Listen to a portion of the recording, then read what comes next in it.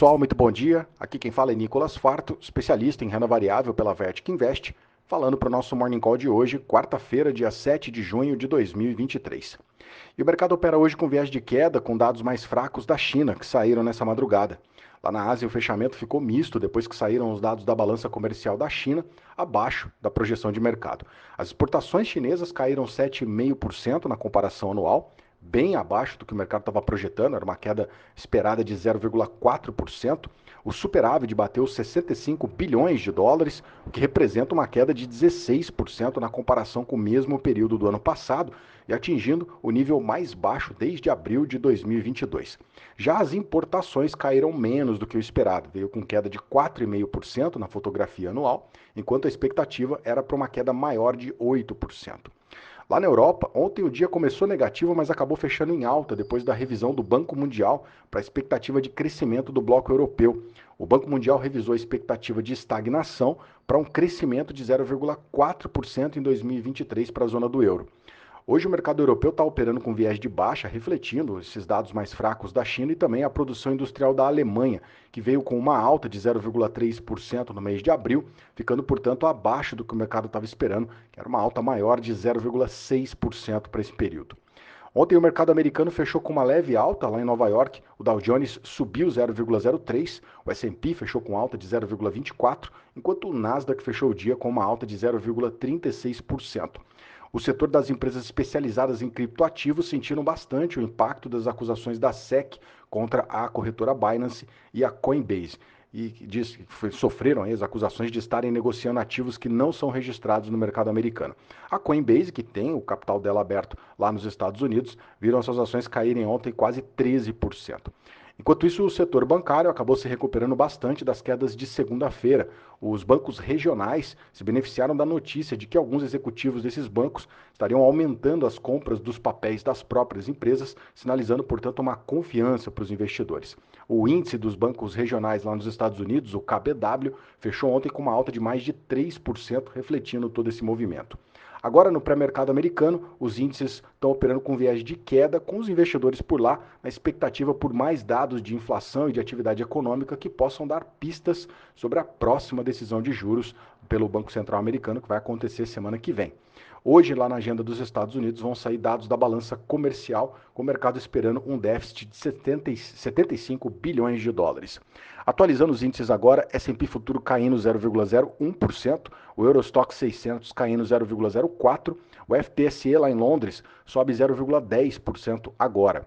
No Japão, o Nikkei fechou com uma queda de 1,82%, enquanto o índice de Xangai subiu hoje 0,08%. Índice de mercados emergentes com alta de 0,9% agora. O DXY, o dólar index, caindo 0,10% nesse momento, enquanto os juros de 10 anos nos Estados Unidos caem 0,44%, cotado a 3,68% no anual. Índice de commodities da Bloomberg está subindo 0,48% e o petróleo, que começou hoje o dia em queda, está subindo agora mais de 1%. O WTI sobe 1,06%, está cotado a 72 dólares e 50 centavos o barril, enquanto o petróleo Brent está subindo 0,97%, cotado a 77 dólares e 5 centavos o barril. Depois de abrir em queda por conta dos dados de atividade lá da China, o petróleo voltou a subir agora no começo do dia. Ontem os estoques de petróleo lá nos Estados Unidos vieram abaixo do que o mercado estava esperando, mas os estoques de gasolina lá no mercado americano, esses vieram um pouco acima do esperado, então manteve aí um certo equilíbrio do lado da demanda. O minério de ferro foi menos impactado por esses dados mais fracos da China que saíram nessa madrugada. Lá em Dalian, o minério acabou fechando com uma leve alta de 0,06% e fechou nos 108 dólares e 15 centavos a tonelada. O universo de criptoativo parece que está reagindo aí nessas últimas 24 horas, depois do impacto das acusações da SEC contra as empresas especializadas nesse segmento.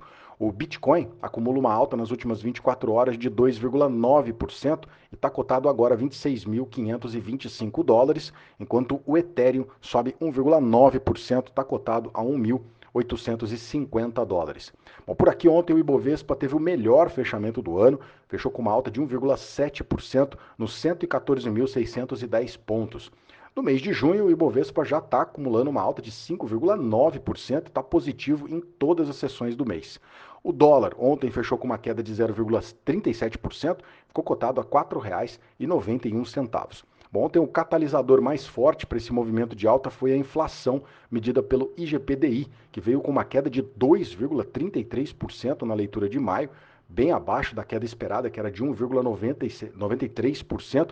Isso porque o índice já vem de uma queda de 1% na leitura de abril, reforçando, portanto, a tendência de queda para a nossa inflação. Essa publicação acabou sendo mais um reforço para o cenário de queda de taxa Selic. Com isso, a nossa curva de juros ontem fechou, caiu em todos os vencimentos, beneficiando mais uma vez os ativos ligados à nossa economia doméstica. Destaque aqui de alta para a Localweb, que ontem subiu mais de 10%. Também na ponta positiva, as ações da Assaí dispararam mais de 14% depois que saíram notícias de que um dos principais acionistas, o Grupo Cassino, estaria procurando alguns bancos para sondar o interesse de venda da sua participação na companhia. Destaque também de alta de mais de 10% para as ações da Azul e quase 9% para as ações da Gol, que também responderam à queda da curva de juros e também à queda do preço do petróleo no dia de ontem. Os bancos também acabaram ajudando o Ibovespa, o Bradesco fechou com alta de 1,5%, Itaú fechou com alta de 0,7%, os dois respondendo ao anúncio do governo federal sobre o lançamento do programa Desenrola, que é o programa de refinanciamento de dívidas para as pessoas físicas. Petrobras também puxou o índice. As preferenciais Petro 4 ontem subiram mais de 2%, apesar da queda do barril de petróleo. Isso porque saíram notícias de que a estatal, junto com a empresa Unigel, assinaram um acordo para analisar negócios em parceria na área de fertilizantes, hidrogênio verde e também projetos de baixo carbono. Do lado negativo, queda de 2,5% das ações da Cielo, isso porque o JP Morgan cortou a recomendação para o papel de neutra para também reduzir o preço-alvo do papel de R$ 8 para R$ 6. A PetroRio ontem também caiu, fechou com queda de 3%, acompanhando a desvalorização do barril do petróleo no mercado internacional.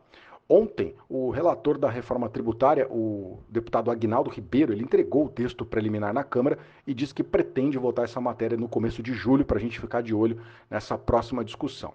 Bom, para fechar na agenda de hoje, a gente tem o dado mais esperado por aqui, que é a inflação para o mês de maio, medida pelo IPCA. O número vai sair às 9 horas da manhã. O consenso de mercado está apontando aqui para a expectativa de uma queda, ou perdão, para uma alta de 0,33% na base anual. O IPCA deve atingir 4,04%.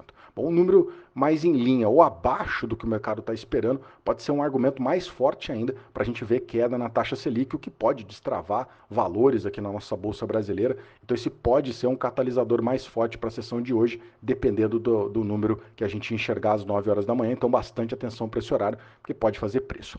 Bom, esses são os destaques para o dia de hoje. Agradeço a sua companhia e te desejo um excelente dia. Lembrando que amanhã é feriado, a Bolsa não abre, então nós voltamos na sexta-feira. Um grande abraço, valeu e até lá!